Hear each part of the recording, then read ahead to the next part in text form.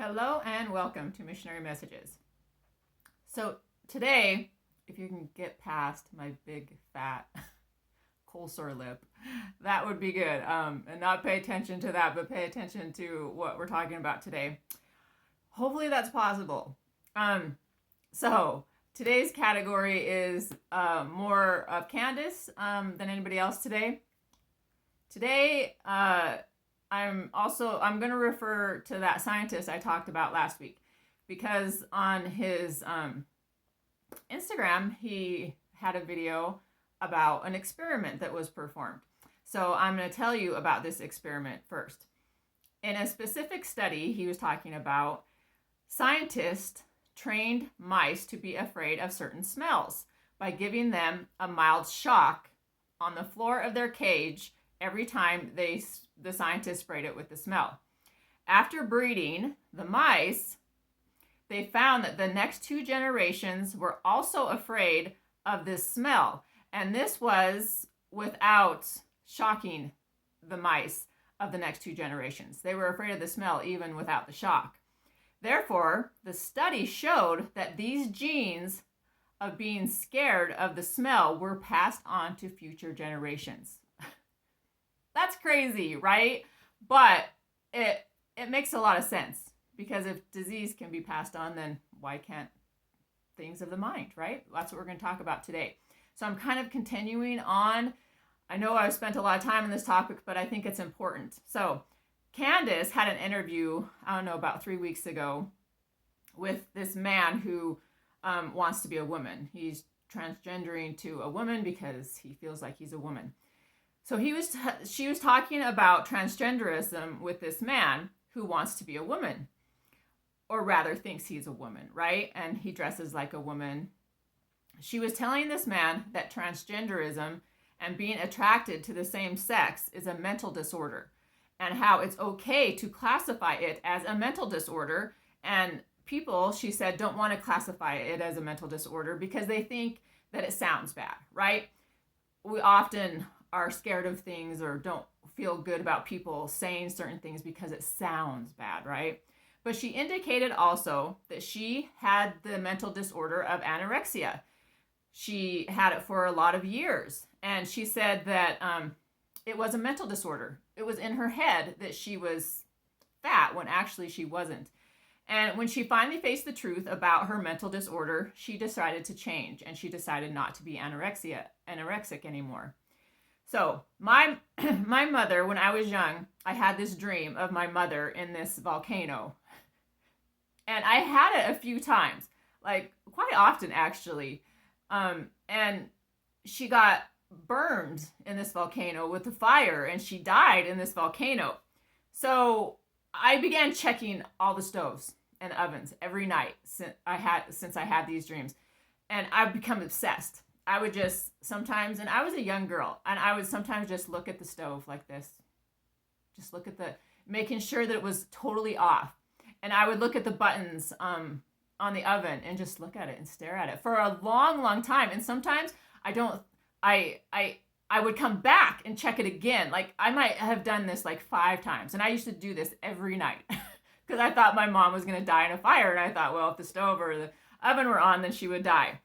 So, and this transferred in my life, this OCD transferred when I had children, because my grandpa, I love him, but he had like 4 deadbolts on his door. And every time we would come in the house, he would lock all the deadbolts. And so when my children were born, I would check the windows and the doors like every night. And sometimes I would check them over and over again. And I decided that one day, I'm a bit mental.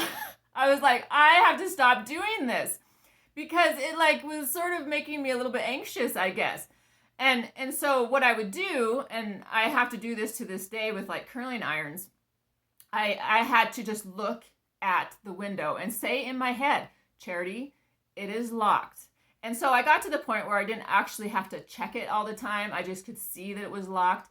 And then I wouldn't spend so much time looking at it. And then eventually I kind of got more relaxed. But it took a little while, because I first had to recognize that it was a mental disorder and that I was not doing this. It was not good for me. Okay. So, definitions. Mental means relating to the mind. Disorder means that you're in a state of confusion or an organization is disrupted, which would indicate to me that anything in your mind that is not organized the way God is organized means that your mind is disordered and not organized the way it should be. Because we're going to be talking about God today, right? In his way, which makes sense because we are in mortality, and in some cases, or most cases, we all have some sort of mental disorder. We have to stop thinking of that as a bad word because we live in this human condition and we have mental disorders. Just accept it. Accept that that's the name for it. It's okay. It's not a bad thing. We just have to accept it.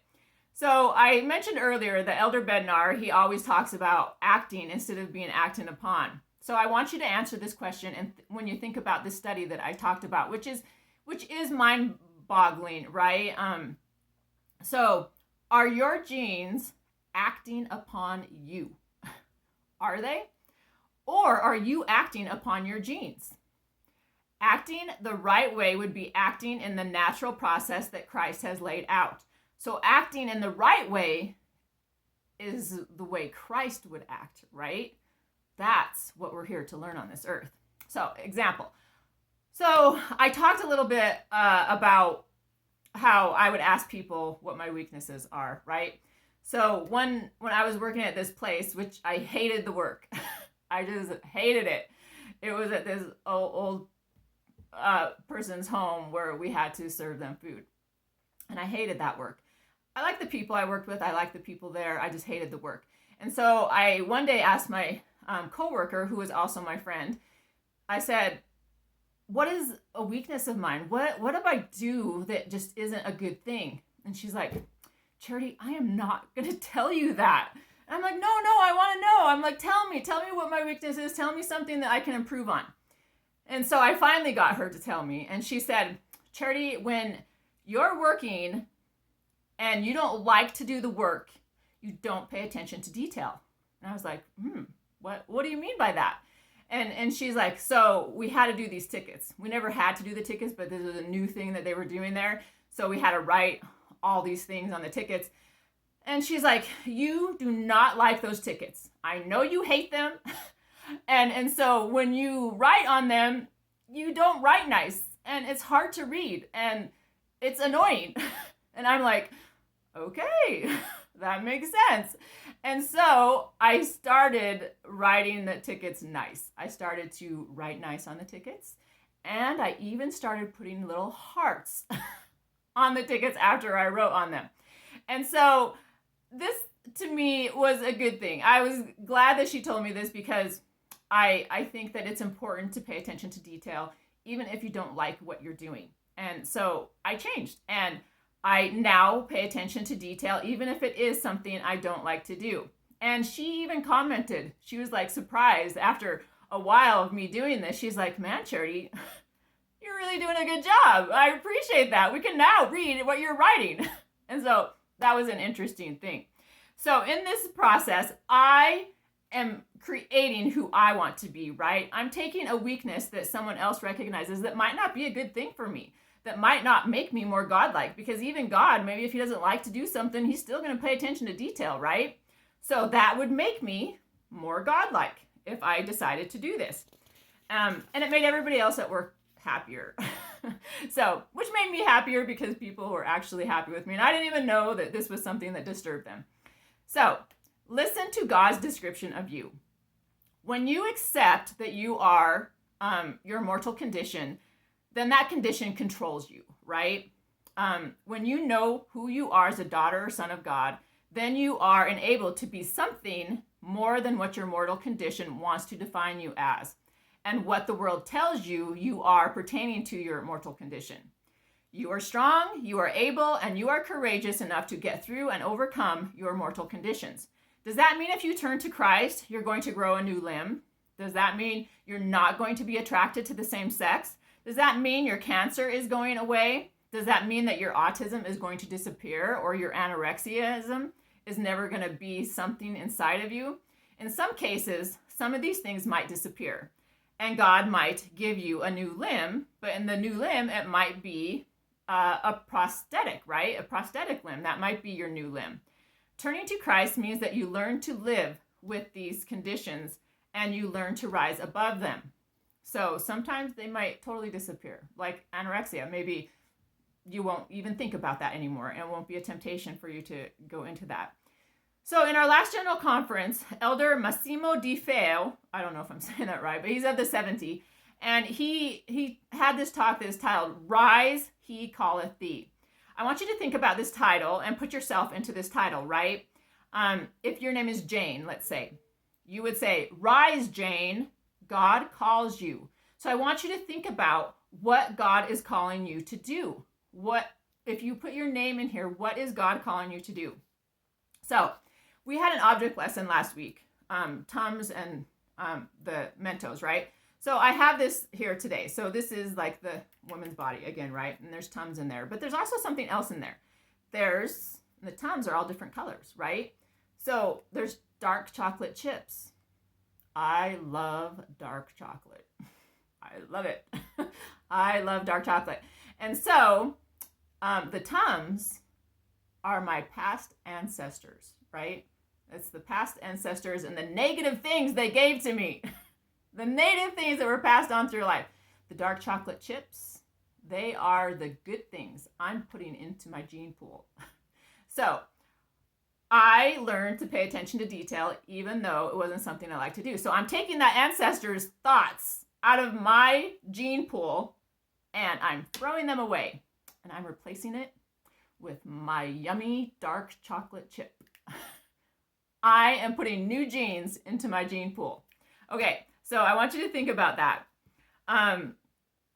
So I'm deciding who I want to be. I'm not going to decide that some ancestor from my past is going to give me this weakness, right? Okay, so as we go through this lesson, I want you to think of all the Tums that are in your gene pool and all the dark chocolate chips that you need to put into your gene pool and make you the person that God wants you to be. So President Nelson, our prophet, said, we have been promised that if we are prepared, we shall not fear.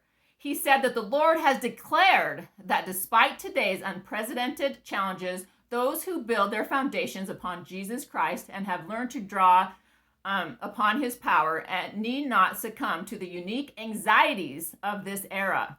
And they are unique because a lot of the things that are happening today were not happening when I was a kid. I was just talking to my daughter about this the other day. God's eternal plan of progression is not complicated, he says, and it honors your personal agency. He says you are free to choose who you will be in the world to come. You are free to choose. You are free to choose your dark chocolate chip and not the Tums, right? Okay, so how strong are your past genes? How strong are your new genes that you want to put into your gene pool? I want you to think for a second that if it's possible for us to have our genes combined in such a way that gives us diseases and mortal conditions of the body, then don't you think it's possible that we can also get conditions of the mind that pass on to us, like those mice? Like, let's say your great uncle had feelings of same-sex attraction or feeling that he was a woman, right? Don't you think that our body would have a memory of that and be able to pass it on to us? Yes. We have proof of that experiment with the mice, right? That was passed on to them. That fear was passed on to them. So, yes, those feelings and thoughts of a past ancestor's gene might just come and be your thoughts and feelings, right? I want you to think about that as a possibility. And as you do, think about whether you're strong enough to overcome the feelings of your past ancestors. And that might help you realize that you're not, that's not who you are.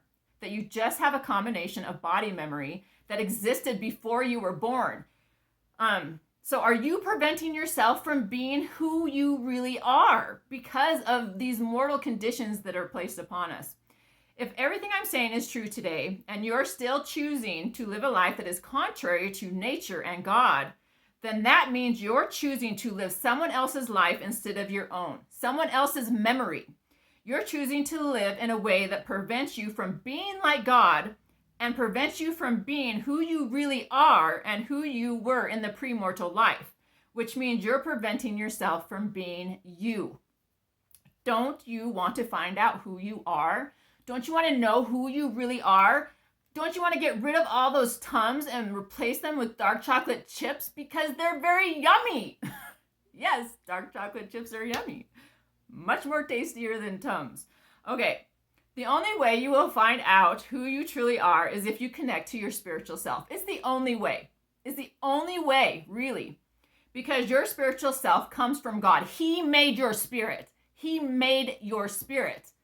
He didn't necessarily make your body. He made Adam and Eve's body, but then the process of Adam and Eve giving birth over time and everybody giving birth, we started to kind of just, the mortal body started to become something in itself, right? Obviously our body came from God, but you know what I'm saying. And you can only do that if you connect to Christ. You cannot find out who your spiritual self is until you connect yourself to Christ, until you keep his commandments, until you read his words in the scriptures, until you act on those words, and until you keep and make covenants with him in the temple. That's how you will know who you are and who your spirit is, which means you have to become a member of the Church of Jesus Christ of Latter-day Saints if you want to go to the temple. So everybody just get baptized and become a member of the church. If you do this, you can make godly choices in your mortal body. God will show you who you really are, but you must turn your heart to him. So is it all true? Is this all true? I want you to imagine that everything I'm saying today is true. And I want you to imagine that just like me and my daughter got pulmonary stenosis because my grandpa had heart problems and my mom had heart problems, with each generation, these genes mixed and these heart problems seem to have gotten worse over time. If this is true, and you can apply this to your mind, not just conditions that exist inside your body, does that change your perspective of who you are and who you want to become? If your mind is part of past ancestors and what they're thinking, because our bodies have memory, does that mean you're acting on their memories and their thoughts instead of your own? How does that make you feel? Are you creating your own thoughts and creating new memories for your children, or are you passing on those negative things that came from your ancestors? That's why I always ask people what my weakness is, because I have weaknesses. I develop mortal conditions because I had that dream. I developed OCD, right? And if my weakness is from past generations or even from current things that happen in my life, like just conditions that happen like dreams or maybe abuse or anything like that that causes mortal conditions, then I want to fix myself so I can be me and not my past ancestors, or not a dream that scared me, or not an abusive situation that could have made me into someone who I'm really not. If you think about this, when you say you are this or that, or you have this or that, is that who you really are? Is that what you really have, or did it belong to someone else that preceded you? And if this is true, do you want to change it? If you come from an abusive situation and that causes you to have a mortal condition, like OCD or anxiety or whatever it is, do you want to pass that on to your future generation through body memory? No. Why would you? Do you want to become who you are and not who somebody else was? I think the mind can be easier to change than the body, but maybe if we change our mind, our body's genetic makeup will also change. And this will influence future generations, and so they can be strong in body and mind. So they can avoid diseases that affect the body and mental illnesses that also affect the body. So we're presented with two scenarios. We're presented with God, who tells us who we are because he knows who we are. He knows the spirit that he built. He knows who we were in the pre-existence before we had this mortal body and how to deal with all these mortal conditions. So he knows you. He knows you as a son or daughter of God, right? And you wanted to follow him. He knows you, your personality. He knows what you were like and who your spirit is. He did not make you to fail. He did not make you to want to go against his laws. The body makes us do that. Then we have the world, who tells you who you are, and then maybe even influences the feelings and thoughts that you have because you listen to them, and maybe even your ancestors' genes that we have in our body influence this, which isn't really who we are, right? So if you're going to believe one of these scenarios, which one would you believe and which one would you want to follow? The one where God absolutely tells you who you are because he knows and he loves you, or the world where you're just trying to figure things out and so are they and they don't know anything? Well, they know some things maybe. Okay, you must connect to God.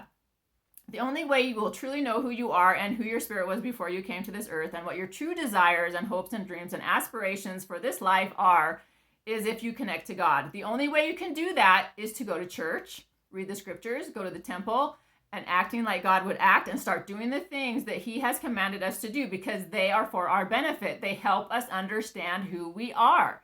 I choose God and I choose his instruction.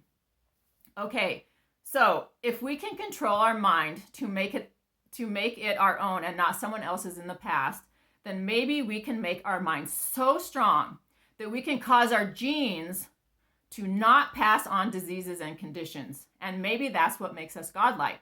And just maybe that's how godly opposition exists. Maybe your mind is that strong, you just don't know it yet.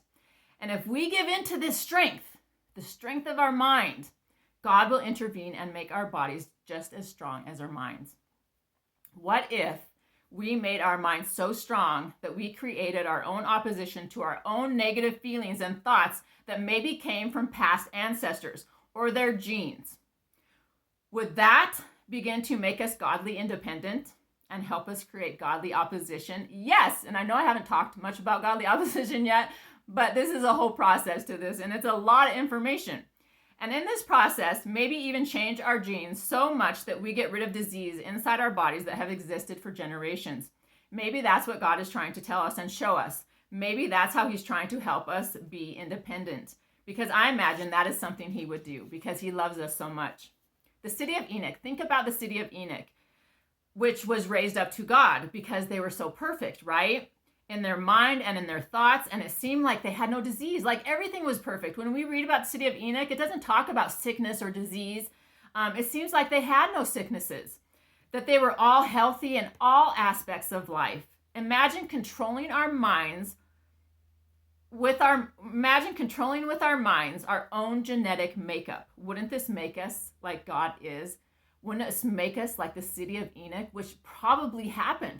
They were so much like God that their whole bodies, the inside of their bodies changed, their mind, everything changed to be like God. And God's body is perfect, right? So I feel like the city of Enoch got to that place, right? I think God is telling us we have the power if we depend on him. So turn to the natural order. Turn to God's natural order. When we take anything out of its natural order, then that thing doesn't hold value anymore, right? When we take sex out of the natural order, whether it's saying we're the opposite sex or that we have the same sex attraction, then and we engage in that, when you engage in that, because it's not wrong to have those feelings because those feelings exist, right? I know that they are true feelings. I've had family members that have gone through transition.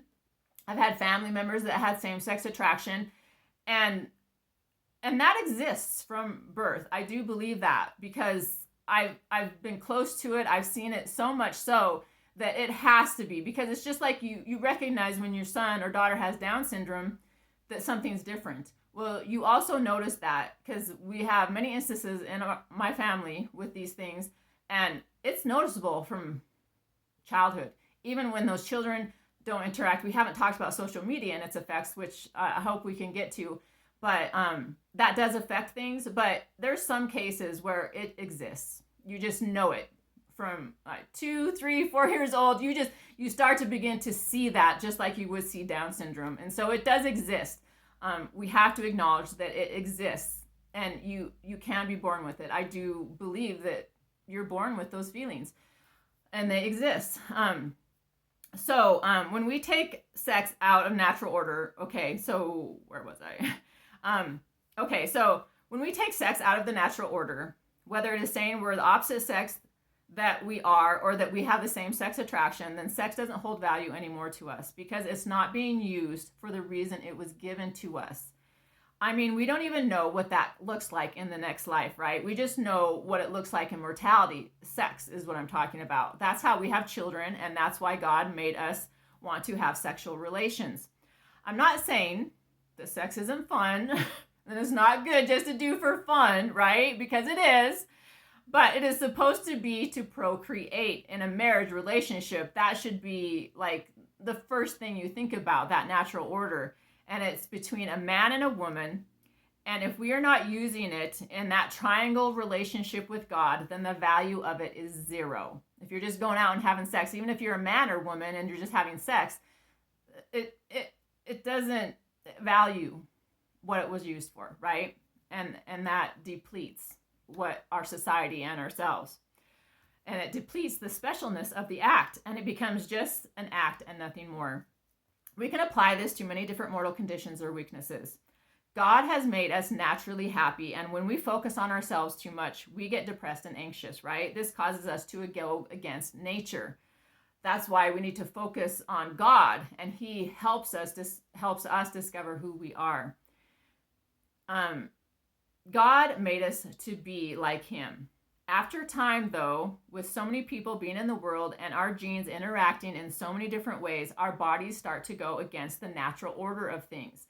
Like our mind, it's not natural for us to have diseases, right? But because of the mortal conditions in the mortal body and the things we go through, they start to develop. Candace talks a lot about vaccines and certain kinds of things that we put into our body and even food. And these kinds of things, I do believe, cause us and our bodies to react in certain ways that cause our bodies to go against the natural way of things. So that's another topic in itself, food, vaccines, and things like that. I think we have way too many vaccines that we're plugging into our children, and that causes adverse reactions. If you listen to Candace, she has a whole show on that and how she had an adverse reaction, and that came. But anyways, that's a different topic that maybe we'll cover later on sometime. Okay, our mind. So the body seems to want to understand opposition. If we can learn what opposition means, then maybe we can satisfy what the body seeks as we combine spirit and body together. Okay, the causes of the world that you fight for will die. You see all these people causing for same-sex marriage and all this other things, to have families this way, and to fight. They're fighting to have transgenderism, having people change their body makeup, which is so sad. When you're fighting for worldly things, but these worldly things will die. When you die, you won't have that. God's not going to have that in His kingdom, right? After this life, those things won't happen. You can't engage in them, because when we die, we will have God's law, and we will have to live by that law. We don't have to live by that law right now because we are able to choose. But if you want to live with God one day, you have to abide by His law. And even if you don't want to abide by that law, you will be put somewhere where you still can't engage in those things. So everything you're fighting for, you're wasting your energy, because it'll die. When God comes again, when Jesus Christ comes to rule and reign on this earth, all those things will die with the world. There will be a new law that will have to be followed. And even if you want to engage and still have those feelings because you chose not to turn to Christ, you will not be able to act upon them. It will die with you. What you're fighting for in the world and worldly things, they will die with you. They will not go beyond this life. You're wasting your time and energy when you could be using it to develop your spiritual self and godlike self, right? Okay, so we'll end there.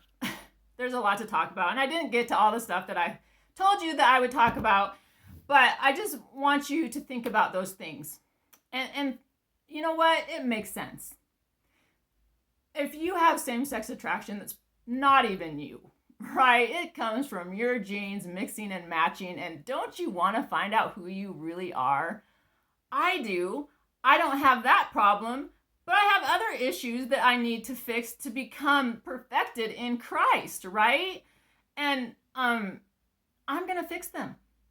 And I challenge all of you to fix your mortal conditions. Accept what they are as they are, and accept that God knows you.